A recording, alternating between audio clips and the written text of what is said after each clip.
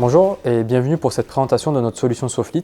L'idée ici, c'est de parcourir quelques fonctionnalités clés de notre solution pour que vous puissiez vous projeter et voir comment vous pourriez l'utiliser dans votre quotidien. Donc pour ça, ce que je vous propose, c'est qu'on bascule directement sur l'ordinateur et que je vous présente la solution.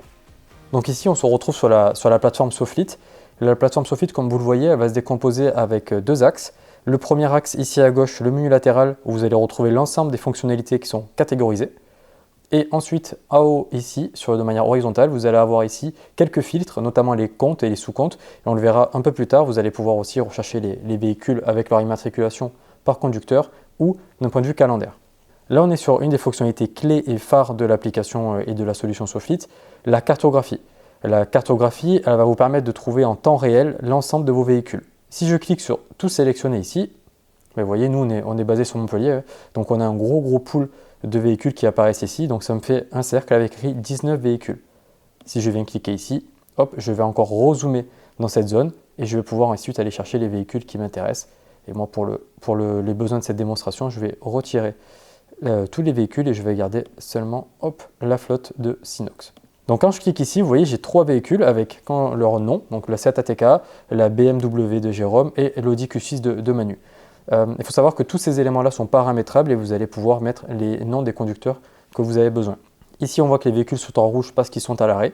Si le véhicule est en train de rouler, vous le verriez se déplacer en temps réel. La particularité de la cartographie Soflit, c'est que si je viens cliquer sur l'un des véhicules comme ici, je vais récupérer sa fiche véhicule. Ici, donc, on voit le Hyundai Tucson, on voit son immatriculation, quel est le conducteur si un conducteur lui est attribué.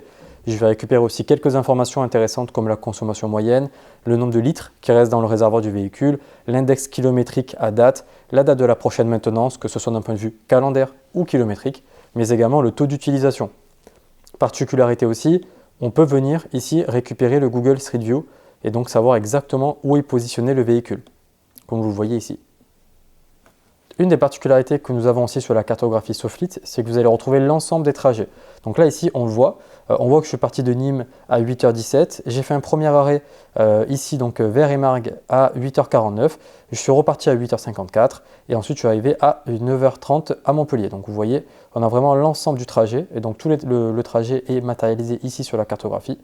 Et à chaque fois, vous avez des petits points GPS qui vous permettent de voir ce qui s'est passé. Donc là, on va voir par exemple une accélération un peu trop violente ici.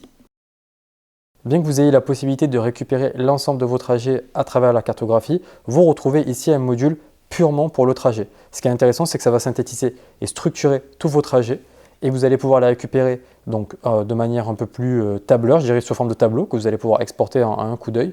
Et en fait, ici, avec les trois niveaux de filtres que vous avez, donc typiquement, là ici, je vais avoir les différents niveaux de flotte. Si je clique ici, je vais récupérer uniquement mon véhicule à moi par ailleurs. Mais je peux taper aussi le nom d'un collaborateur ici si je veux le chercher, ou le nom d'une immatriculation si j'ai un doute, un problème avec le véhicule. L'idée, c'est vraiment de vous donner une meilleure visibilité sur votre flotte et sur vos collaborateurs. Ce qui va être intéressant, donc par exemple ici, je peux changer la période. Je vais prendre sur tout le mois de février, donc depuis le 2 février. Et donc on va voir ici la synthèse de tous mes trajets. Vous voyez que moi j'ai beaucoup de trajets en vie personnelle, donc je n'ai pas forcément la géoloc. Mais ici, dès que je suis en professionnel, je récupère ma géoloc. Et quand je viens cliquer ici, je récupère l'ensemble de mon trajet. Je profite de cette partie trajet pour vous indiquer que tout ce que je vous montre ici, vous êtes en mesure de l'exporter, de générer des rapports et d'avoir des alertes. L'idée de cette présentation, ce n'est pas de vous montrer la plateforme en profondeur, c'est plutôt de vous donner un aperçu, mais sachez qu'on sera en mesure de vous accompagner si besoin sur ces sujets. Un des enjeux les plus importants quand vous avez une flotte, c'est la consommation et les prises de carburant. L'idée de notre solution, c'est de vous donner une visibilité par rapport à ça.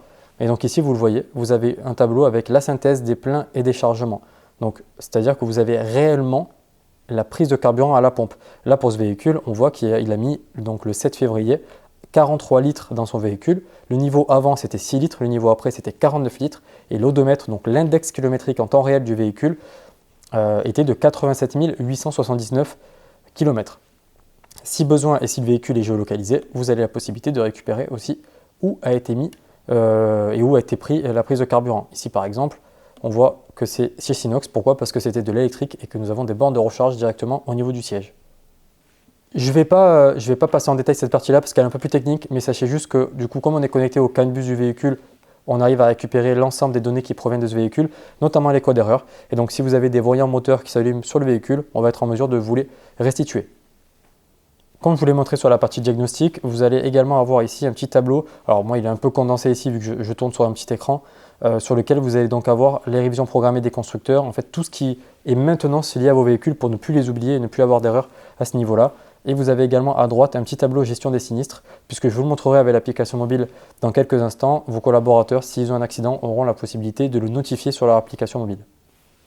Ici, on se retrouve directement sur l'application mobile Soflit, qui est très utilisée notamment pour les métiers qui doivent être en mobilité, qui sont soit sur des chantiers ou qui se déplacent souvent et qui ne peuvent pas forcément être sur un poste toute la journée. Cette application, vous allez voir, elle va permettre de vous retrouver l'ensemble des données que vous avez sur la partie web et quelques fonctionnalités qui sont, je trouve, un peu plus sympathiques à utiliser directement sur la plateforme.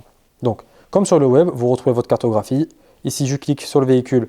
J'ai ma petite fiche véhicule avec toutes les infos que vous connaissez bien, l'ensemble des trajets qui sont restitués ici, vous connaissez déjà, je vous l'ai présenté il y a quelques instants.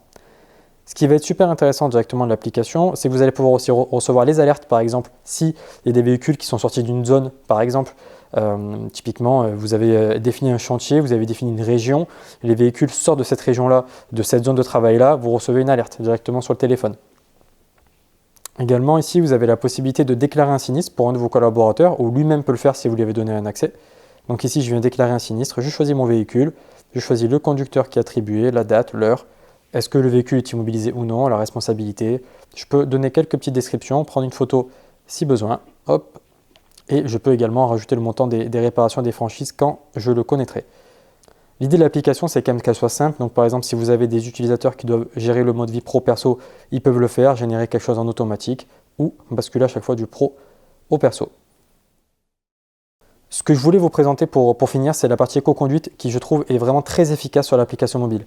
Donc ici, vous allez avoir la possibilité de choisir donc, la flotte sur laquelle vous voulez vérifier l'éco-conduite. Et donc, vous allez avoir votre consommation moyenne, la note d'éco-conduite sur votre flotte, mais vous allez pouvoir également, bien évidemment, la voir par conducteur. Donc avec l'accélération brusque, le freinage brusque, les virages dangereux. Et ce qui est plutôt intéressant, c'est que ça vous permet d'avoir une note de vos collaborateurs et un classement. Donc, soit pour vous, ça vous permet de voir un coup d'œil qui vous pouvez un peu valoriser en interne, ou vous pouvez les challenger directement, vous, avec des petits goodies ou en tout cas des petites récompenses. Et vos collaborateurs n'auront accès uniquement qu'au classement, mais ça leur permet de se challenger entre eux. Donc voilà, je vous remercie pour avoir visualisé la vidéo. J'espère que c'était clair. L'idée, c'était de faire un aperçu, bien sûr, et de ne pas aller dans le détail. Si vous avez besoin de plus d'informations, n'hésitez pas à nous contacter. Et voilà, mais sinon, écoutez, je vous remercie une nouvelle fois pour le visionnage.